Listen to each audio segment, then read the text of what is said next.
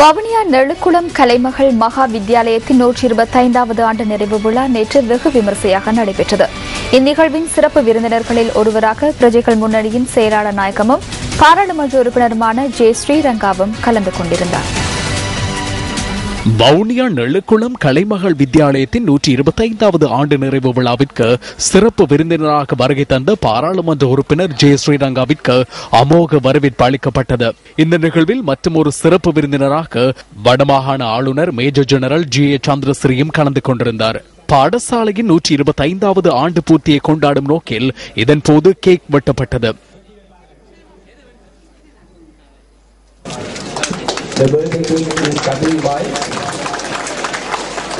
அத்துடன் மாணவர்களின் கலை நிகழ்ச்சிகளும் இந்த நிகழ்வை அலங்கரித்தன.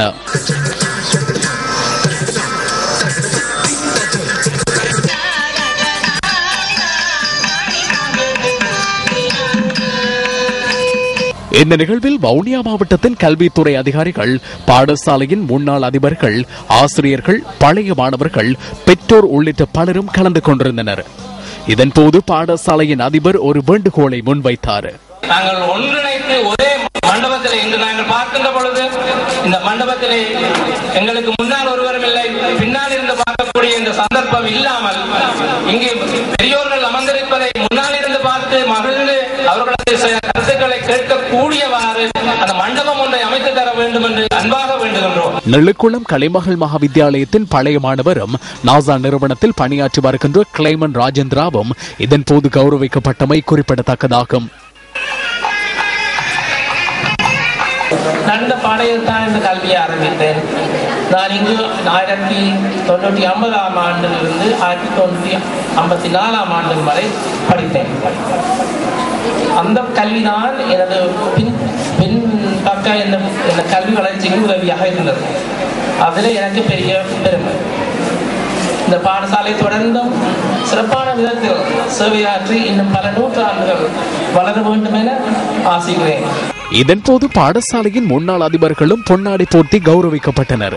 பாராளுமன்ற உறுப்பினர் ஜே ஸ்ரீரங்காவின் தாயாரான மங்களேஸ்வரி ஜெயரத்னம் 1992ஆம் ஆண்டு முதல் 1995ஆம் ஆண்டு வரை இந்த பாடசாலையின் முன்னாள் அதிபராக சேவையாற்றியிருந்தமை குறிப்பிடத்தக்கதாகும்.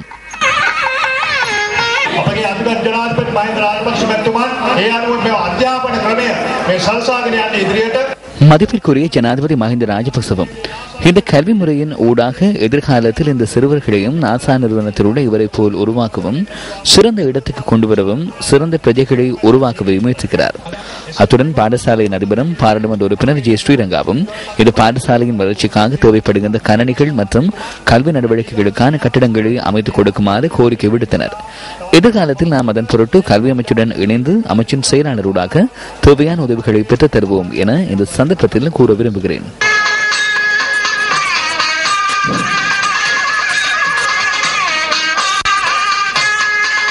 தமிழ் மக்கள் பல இடங்களில் இடம் மார்ந்து பல துன்பங்களை சந்தித்து வந்தவர்கள்.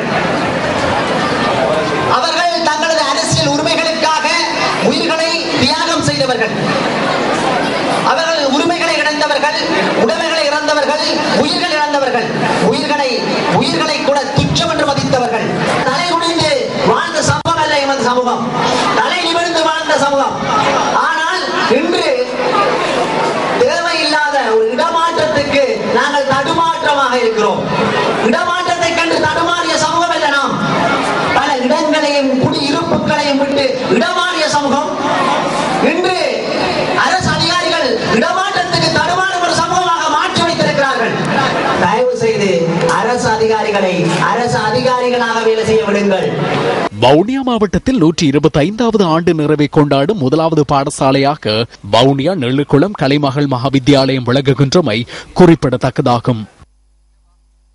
1888ஆம் ஆண்டு பிப்ரவரி மாதம் 14ஆம் தேதி இலங்கை திருச்சபை தமிழ் கலவன் பாடசாலை என்ற பெயரிலேயே தற்போது 125வது ஆண்டு நிறைவை கொண்டாடும் நெழுக்குளம் கலைமகள் மகாவித்தியாலயம் ஆரம்பிக்கப்பட்டது. திருச்சபையினால் ஆரம்பித்து வைக்கப்பட்ட இந்த பாடசாலை 1919ஆம் ஆண்டு அரச உதவி பெறும் பாடசாலையாக அங்கீகாரம் பெற்றது. 1935ஆம் ஆண்டு காணி ஒன்று ஒதுக்கப்பட்டு நிரந்தர கட்டடம் ஒன்று நிர்மாணிக்கப்பட்டது.